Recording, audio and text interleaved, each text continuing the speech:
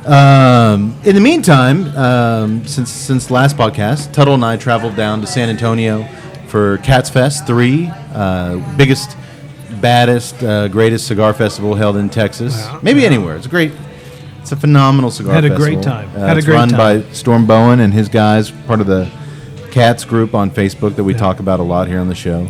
And what I loved about it is that if you go, you get to be up close with a lot of cigar personalities and industry personalities. It was just a great time. I learned so much just by going there, and not even in the official festival, but just hanging out and talking with these guys. We did they were so accessible. We did get a chance to talk to a lot of guys. Storm had asked us to come down there and do some interviews, which are now up on our YouTube page. I guess a little over half a dozen interviews with different manufacturers and industry folk. But yeah, some of the greatest moments and the greatest conversations were off camera. We got to meet Steve Saka, the father of the Liga 9 Privada, our favorite cigar. Yeah, that dude was like a walking fount of information. Yeah, it took us a couple hours afterwards just kind of digest everything he laid on us in like a 30-minute conversation. But we actually, through Tuesday night, we got to talk to Juan Martinez, deployed in Nicaragua. That dude is one smooth operator.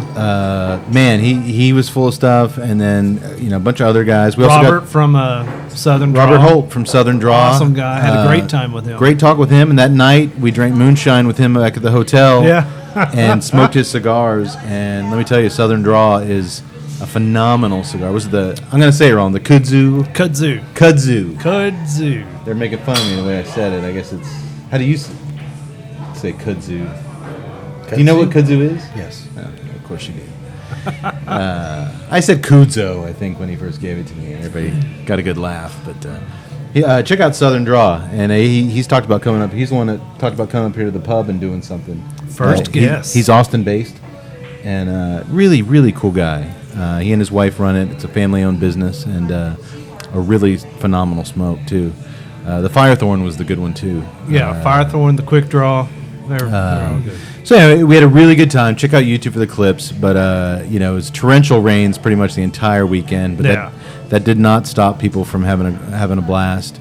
Got to meet Sam from Drew Estate, and I love Sam Morales. I love talking to that guy because he's got a tech background, or just elbows deep in tech, and so that's kind of what I do in the marketing agency. And it was great talking shop with him.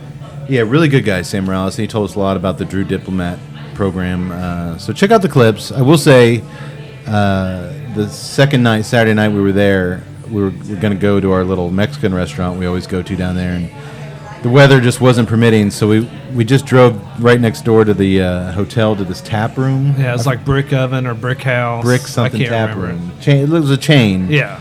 But now that I'm an IPA lover, I checked out their IPAs and Cody style. Walk in and start, so I'm like, all right, they only had one. I was like, I guess we're stuck here because of the lightning and tornadoes, so got a 512 IPA, which was nice. What is this, the Midwest? Right. And then I sit down and I see they actually had like 40 million beers on tap. Yeah, they actually had quite a bit. So I revisited the Chupa Habra. Yeah. But then Tuttle and I saw they had a Firkin on the menu. Yeah. An in-house Firkin. It was one of their signature beer. We talked about the Firkin on last week's show. They did one here at the pub. It's where they let the aging process continue in the keg or the cask, and then you basically they add spices and stuff to the beers, and they break it open with a hammer, and it was the most boring. He couldn't even finish his. Yeah. It tasted like air and clouds. Now keep in mind, I'll finish Bud Light. I'll finish Keystone. Yeah. I'll finish Coors. I'll finish all those stuff that everybody makes fun of because my East Texas roots. You damn right. That's dankalicious. But I could not finish that. On the other hand, I just took a sip of tonight's beer, and we're not in for this is not San Antonio Firkin here. That's right. That was Firkin awful. This is Firkin awesome. There's none of that putting on airs with a good 2009-2010 Steel Reserve spiked punch. That's no Firkin joke. That is no Firkin joke. Yeah. Motherfuckers come correct. Yeah. Well, if they want to say something, go Firk themselves. Can we Firkin move on? We can Firkin move on.